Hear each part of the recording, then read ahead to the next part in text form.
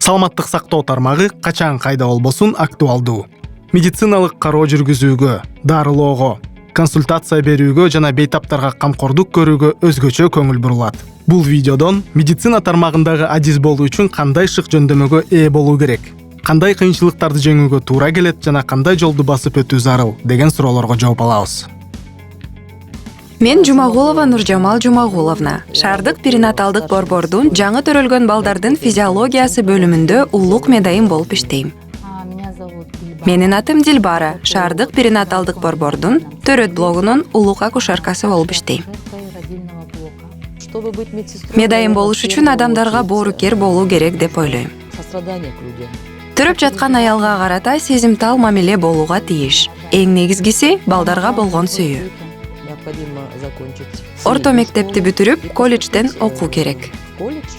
ИСТО, Кара-Балтадагы медициналык училище, Токмоктогу медициналык училище, кыргыз тилиндеги медициналык колледжибиз. Медайымдын билими менен өз профилиң боюнча кайсы гана болбосун медициналык мекемеде иштөөгө болот. Албетте, төрөт үйүндө иштөөгө болот. Мындан тышкары каалаган жеке же мамлекеттик клиникага орношууга мүмкүн. Иш күнү инфекциялык көзөмөлдөн башталат. Сөзсүз жабдуулар текшерилет. Төрөлгөн аял менен түздөн түз мамиле түзүү жана төрөт процессине колдоо көрсөтүү. Менин негизи милдетим көзөмөлдөө. Иш кагаздарын, орто адистерди жана алардын манипуляцияларын жалпысынан алганда бардыгын көзөмөлдөө. Төрөт блогунун башка акушеркасы болушуң мүмкүн. Андан ары Саламаттык сактоо министрлигинде долбоорлор боюнча иштөөгө болот. Учурда акушерканын ролу мындан 5 жыл мурдагы салыштырмалуу жогору болгон долбоорлор абдан көп. Азыркы учурдагы жаштар зээңдүү келишет.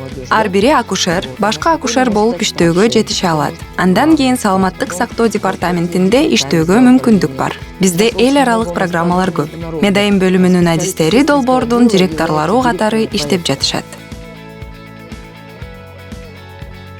Менин атым Игорь. Мен тиш технигимин. Жеке лабораториямда иштейм. Тиш техники болуш үчүн сүрөт тартуу, өлчөмдөрдү көз менен болжолдой билүү жөндөмдөрү керек. Талыкпай иштөө, калыпка келтирип жасоо таланты талап кылынат. Колдун моторикасы жакшы болууга тийиш.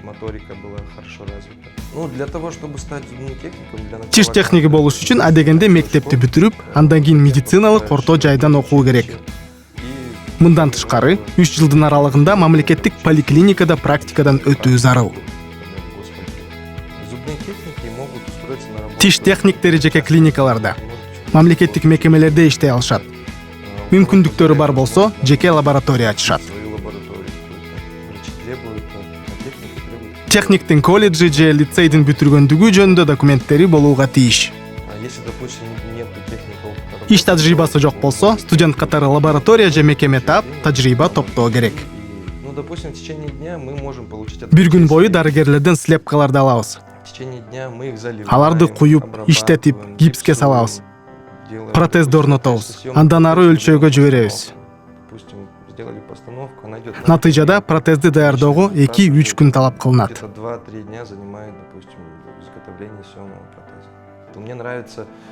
Адамдарга жылмаюу тартуулоо жагат. Жумушту бүтүрүп бергенден кийин адам кубанып, чайнаганга, жылмайганга мүмкүндүк алдым деп ыраазычылыгын айтып, телефонго чалганы менен үчүн жагымдуу. Техниктин өзүнө жараша болот. Техник өсүүнү кааласа, ар кандай көргөзмөлөргө барып, тажрыйбалуу техниктер менен жолугушуп, алардан таалим алып турат. Бул этапты басып өтүп, учурда ар кайсы шаарларга барып, окуу курстарын өткөрүп жүргөн өз ишинин чеберлери бар. Алар ушундайча иштеп акча табышат.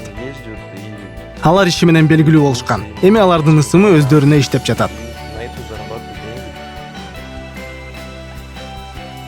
Саламатсыздарбы? Менин атым Талышханов Наги Александрович. Мен жалпы хирургмун. Медцентр KG медициналык борборунда эндовидеохирург болуп иштейм.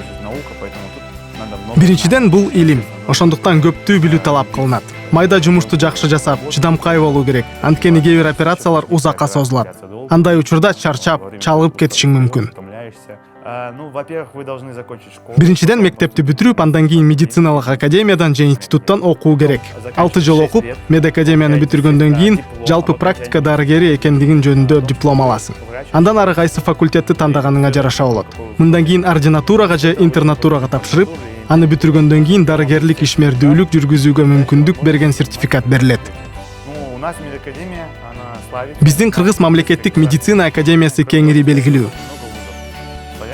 Мындан башка дагы жогорку окуу жайлары бар. Мисалы КырСУ, жогорку медициналык мектеп.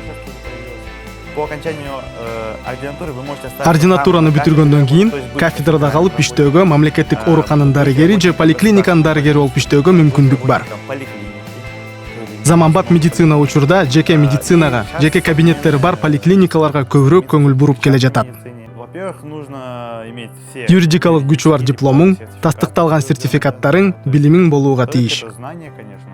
Эгерде ординатурада окуунун убагында ординатор катары иштеп, ошол жерге орношсоң, 2 жылдын аралыгында сен таанымал болуп каласың. Башкача айтканда, окуп жүргөндө өзүңдү көрсөтүшүң керек. Атигүл медакадемиясында окуп жүргөндө тигил же бул кафедрада сен жөнүндө билишет. Башкача айтканда, дарыгер боло элегиңде, студент кезиңде өзүңдү жакшы студент катары көрсөтө аласың. Ошондо сени жумушка алуу жөнүндө ойлонушу мүмкүн. Взять которого на работу. Студенты, например, медики, как набирают? Они Студент-медиктер кезметке турушат. Операциялардын убагында белгилүү хирургдардын жанында туруп тажрыйба алышат. Жумушка орношуп жатканда алар кимден кандайча үйрөнгөндүгүн айтышат.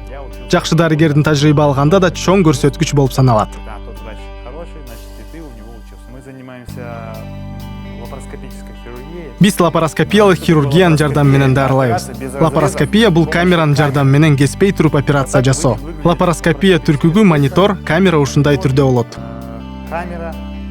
Вот так выглядит сама камера. Вот камера. Бул камеранын өзү бул жерге диаметри 10 мм болгон атайы оптикалык түтүк кийгизилет. Экранда ич көндөөйү көрсөтүлөт. Наводится брюшная полость, и на экране показывается уже Мындан тышкары жарыктандыруу, ич көндөөйүнө аба үйлөтүп киргизүүчү инсуфлятор, карбуляция, сууну сордуруучу жана жиберүүчү жабдуулар бар. Воздух нагоняет брюшную полость. Коагуляция и отсос. Отсос и подача воды. Современные лампы, они LED. Ысытылуучу заманбап LED лампалары узак мезгил иштейт. И создают Түстөрдү бурмалабай турган табигый жарык берет. цвет, чтобы не менять цвет поля. Но что касается финансовой удовлетворенности, Финансалык канааттануу жөнүндө сөз кылсак, медициналык кесипти тандаган адамдардын алгачкы ою акча жөнүндө болбошу керек. Өзгөчө алгачкы жылдарда. Бирок бардыгы өзүңдүн аракетиңе жараша болот. Өзгөчө жеке клиникада жакшы иштесең, эч кандай муктаж болбойсуң деп ойлойм. Так сандарды атоого мүмкүн эмес. не нужно, да и невозможно. В хирургии много направлений, да, то есть есть Хирургияда багыттар көп. Кардиохирургия, кан тамыр хирургиясы, травматология чөйрөсүндөгү хирургия, трансплантология. Это выбирается после медакадемии. То есть закончив Медакадемияны бүтүргөндөн кийин кардиохирургия боюнча ординатураны тандайсың. Андан ары ушул багытта иштеп кетесиң. Тигил же бул багытты тандаган күндө дагы кийин башка багытка өтсөң болот. Медицинанын артыкчылыгы 6 жыл базалык билим алып, мисалы кардиохирург болууга окугандан кийин башка багытта иштөөнү кааласаң, кайрадан окутуу циклон өтсөң болот. переподготовку. Бул базадан көз карандылыкта 3 айдан ашык окууну талап кылат. Ушундайча профилиңди өзгөртүп аласың. Тасмада көрсөтүлгөн кесиптерден тышкары, бул тармакта көптөгөн багыттар бар. Алар жөнүндө сиз жашаган райондогу иш менен камсыздоо кызматынан билсеңиз болот. Сенин чечимиң, сенин карьераң, сенин келечегиң.